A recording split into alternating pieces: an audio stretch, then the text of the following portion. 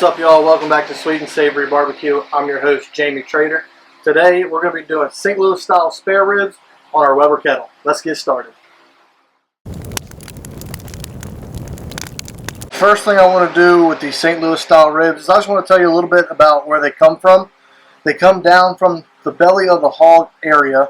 They're cut from the full spares. Typically, you'd see the whole rib tip area on these as a full spare.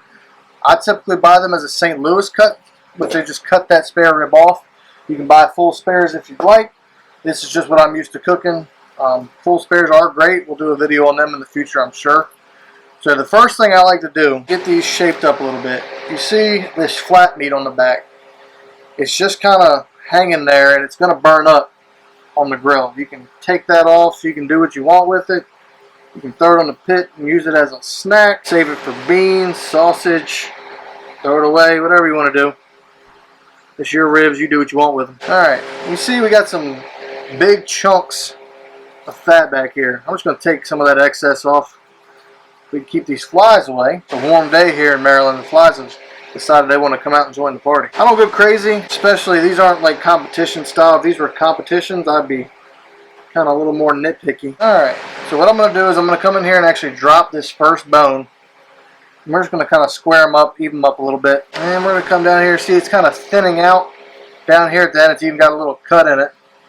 So about there, square that rack up. Typically, a St. Louis spare rib is going to come, or even a baby back, whatever, is going to come with a membrane on the back. I like to take that off. Some people don't. I typically do. The only time I don't is if I'm cooking in quantity, like I'm talking 5 or 6 racks. Then sometimes I'll just score it. But my philosophy is I cook 4 racks of ribs in a contest. Typically. Sometimes 5, sometimes 3. But normally 4. And if I'm doing 4 or less racks of ribs, I pull the membranes. Flip it over to the top side. This top side's looking pretty good. Sometimes you can get this little bit of hanging fat there. You can take that off. Anything that just doesn't look like it's gonna that's gonna burn up, take that down. We want as much of these ribs to be able to be sliced and good eating ribs as we can. So we've got both of our racks of ribs trimmed up. They're looking good. What we're going to do now is start to get our seasonings. Now I'm going to apply 2 seasonings to these. One is a base layer that we're working on right now. We're going to kind of start to call it a wake-up call rub. It's going to wake up the flavors in this proteins plus all the other flavors we're going to put on here.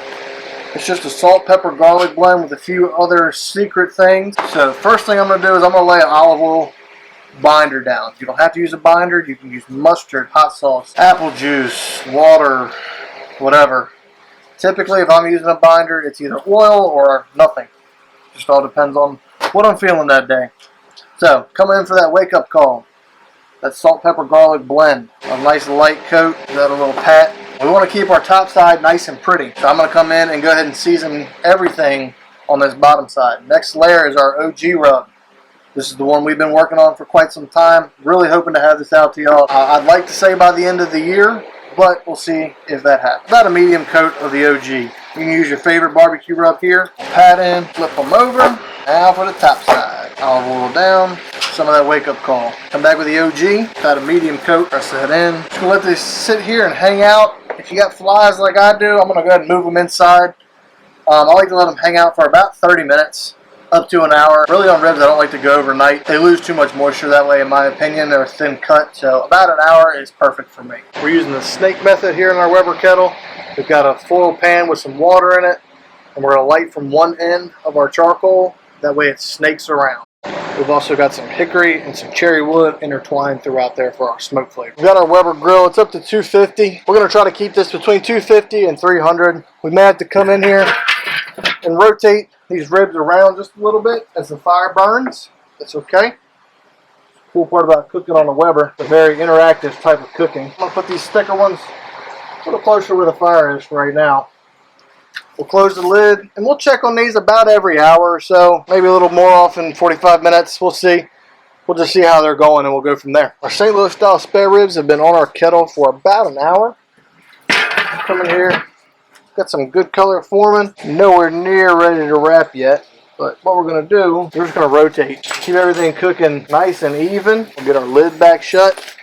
We'll keep an eye on our color, and we'll rotate about every 45 minutes to an hour. And once we get the color we want, we'll go ahead and get them wrapped up. All right, 2 total hours. Let's see what our ribs are looking like. Oh yeah, good color on them. I think it's about time to wrap those guys. All right, to wrap our ribs, gonna keep it super simple.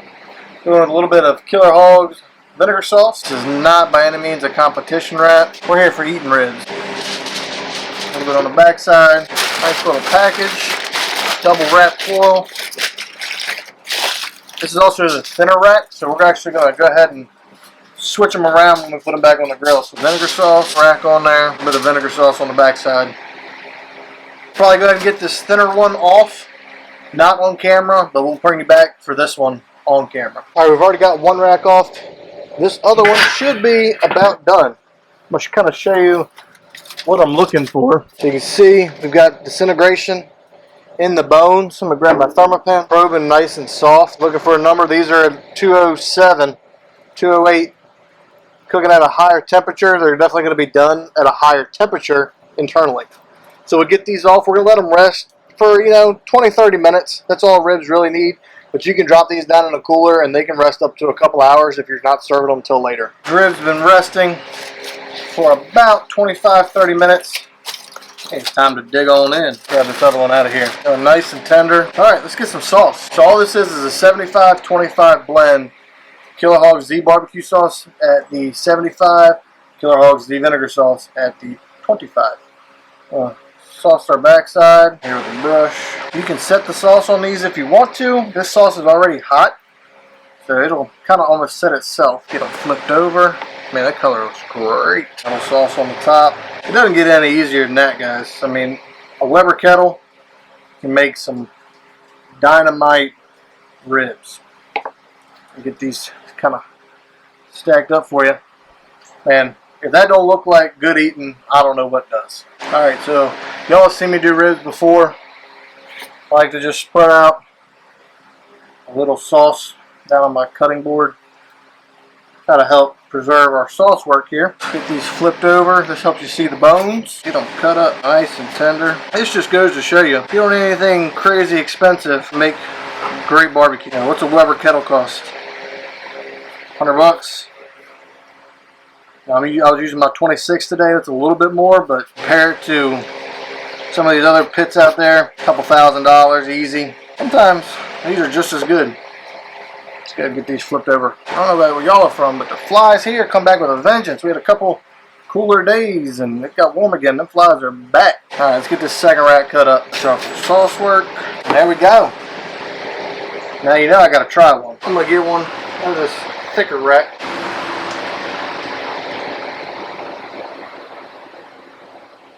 Perfect bite. But they're still being usually pulled. I gotta try one of these from the other rack too. Make sure that one's just as good. Again, perfect bite. Bone starts to dry. Thank y'all for checking out this week's video. We hope you enjoyed it. Be sure to hit that like button and subscribe to the channel so we can keep bringing you this content each week. Look out for us on all the other social media outlets, Facebook, Instagram, and TikTok, and we'll see y'all next time.